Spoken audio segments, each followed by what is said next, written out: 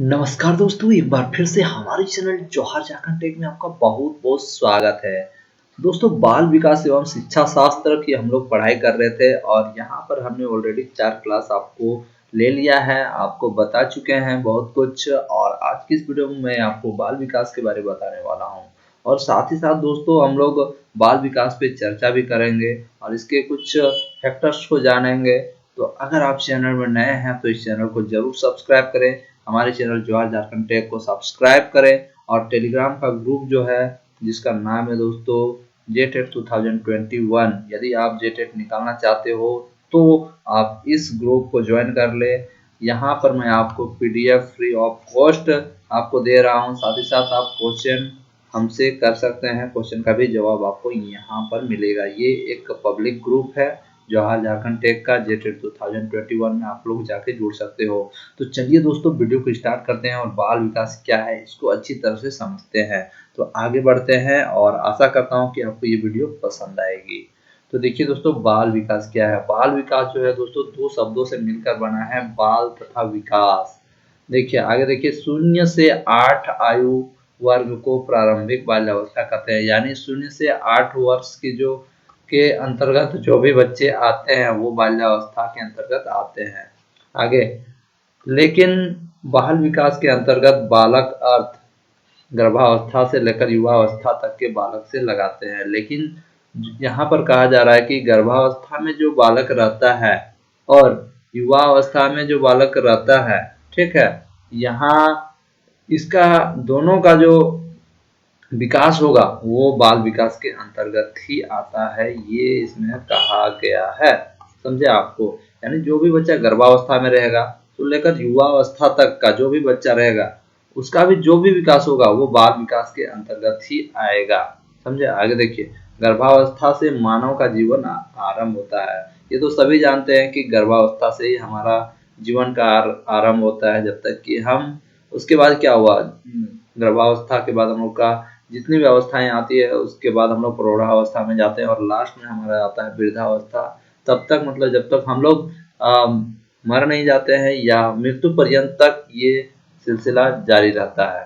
ठीक है, आगे देखिए, अतः विकास जन्म से ही नहीं वरन गर्भावस्था से ही आरंभ हो जाता है। यहाँ पर कहने का मतलब है कि जो विकास है वो विकास गर्भावस्था से ही स्टार्ट हो जाता है, यानी गर्भावस्था के बाद नहीं, गर्भावस्था से ही स्टार्ट हो जाता है।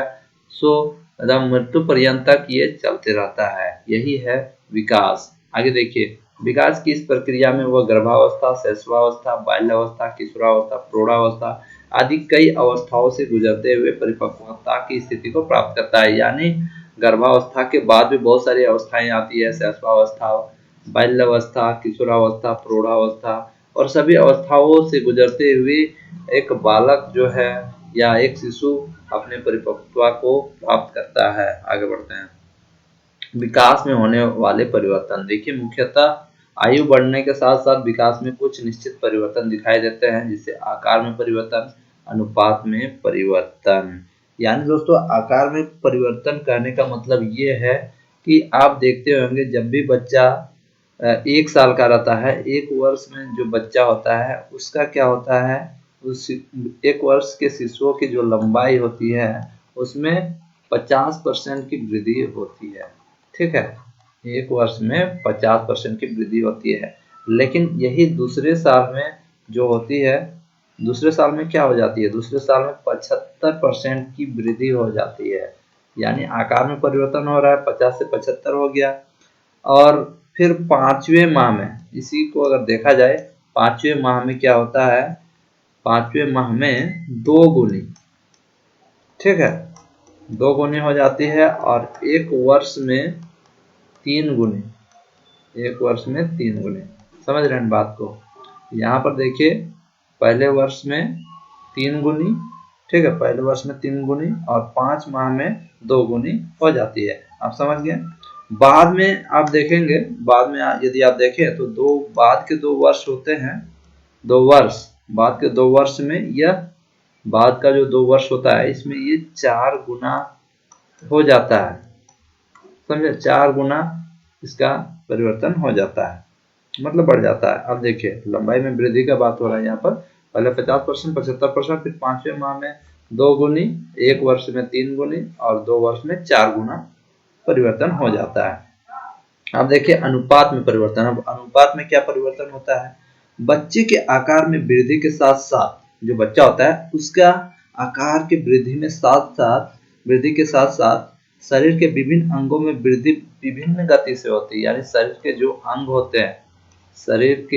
अंग होते हैं उसका जो वृद्धि होता है उसका गति भिन्न भिन्न होती है। सभी का मतलब कि गति भिन्न भिन्न होता है, बढ़ने की गति जो भिन्न भिन्न होती है। जैसे कि आप गर्भकाल का देखिए, गर्भकाल का मैं बता रहा हूँ। गर्भकाल में क्या होता है? गर्भकाल का प्रथम जो चरण होता है उसमें क्या होता है?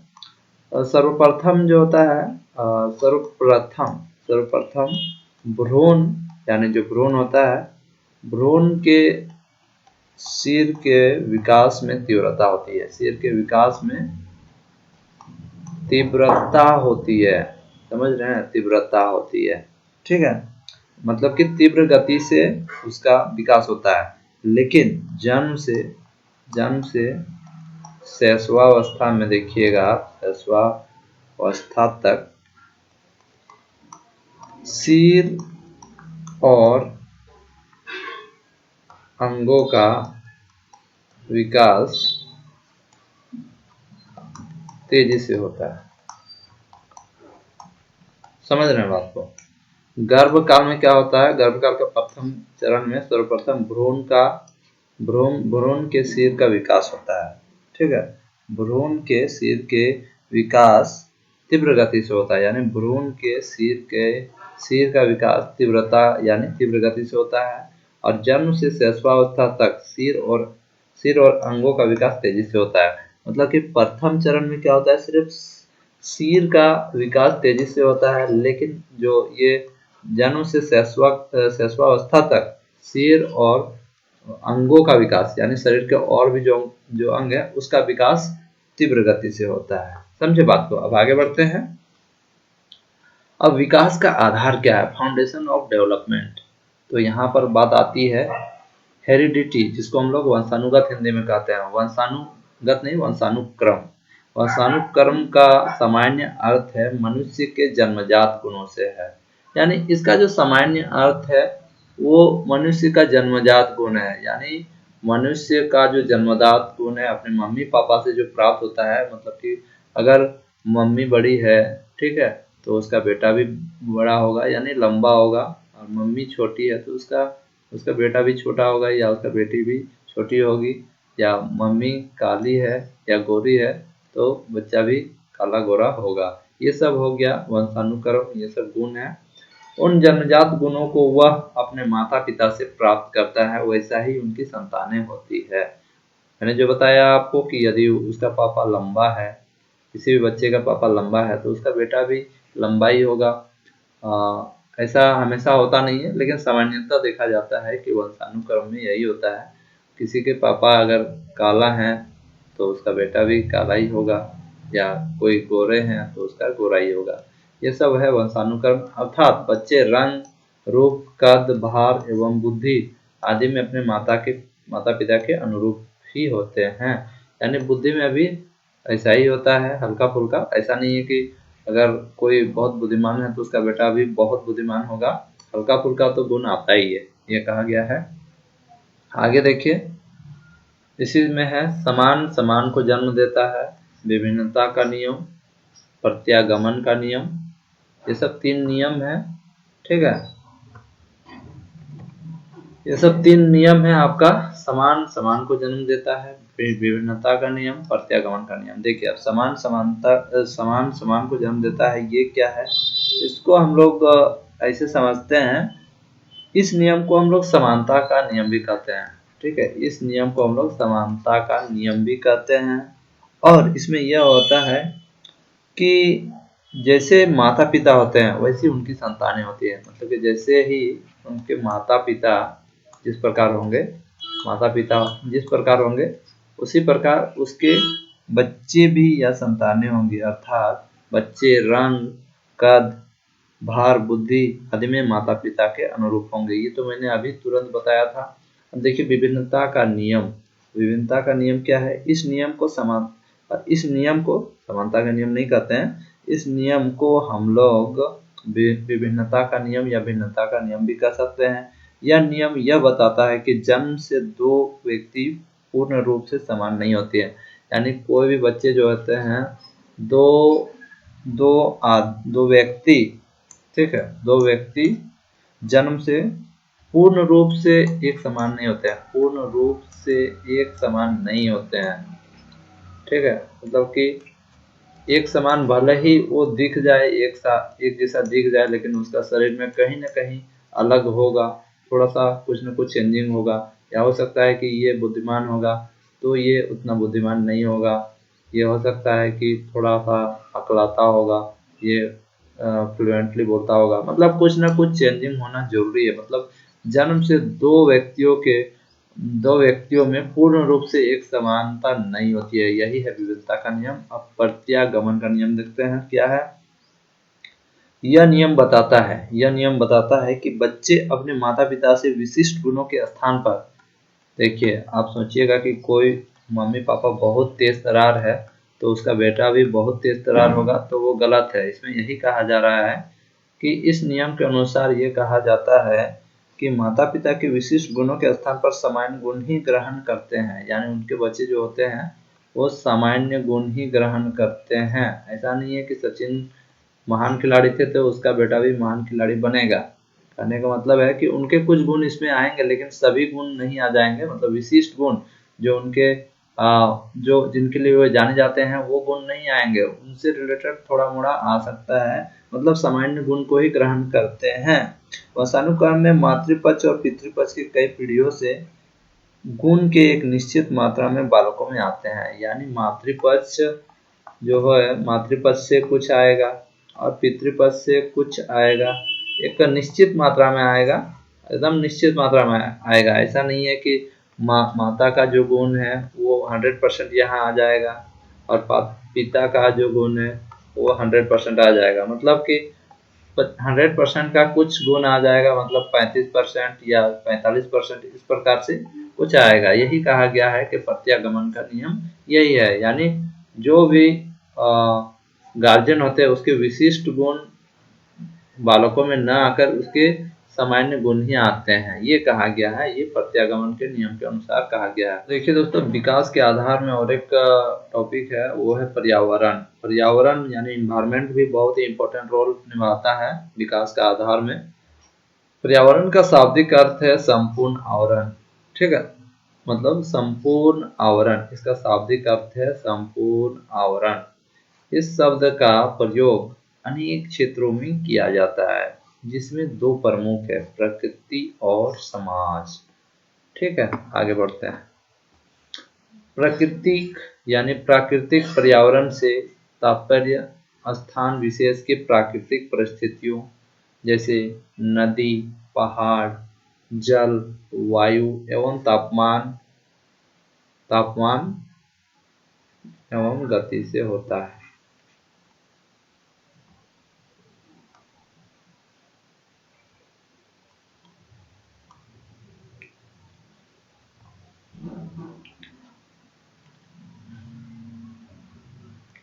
प्राकृतिक पर्यावरण से तात्पर्य स्थान विशेष की प्राकृतिक परिस्थितियों, नदी, जल, पहाड़, वायु, तापमान आदि से होता है जबकि सामाजिक पर्यावरण से तात्पर्य व्यक्ति विशेष की पारिवारिक, सामाजिक, सांस्कृतिक, धार्मिक एवं राजनीतिक परिस्थितियों से होता है जिसमें वो रहता है।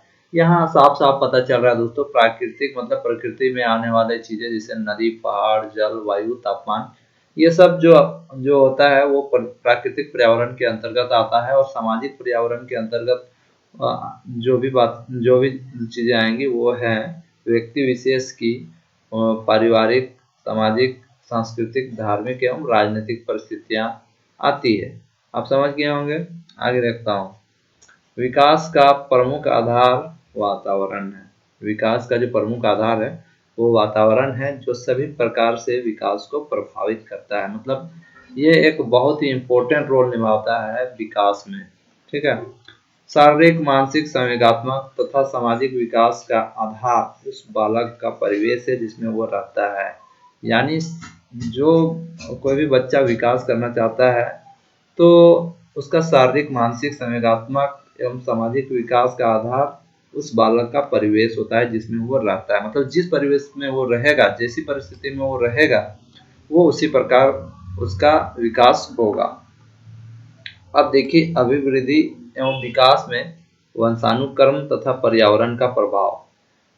अभिवृद्धि और विकास में दोस्तों ये वंशानुक्रम एवं पर्यावरण का क्या प्रभाव पड़ता है, इसको देखते हैं।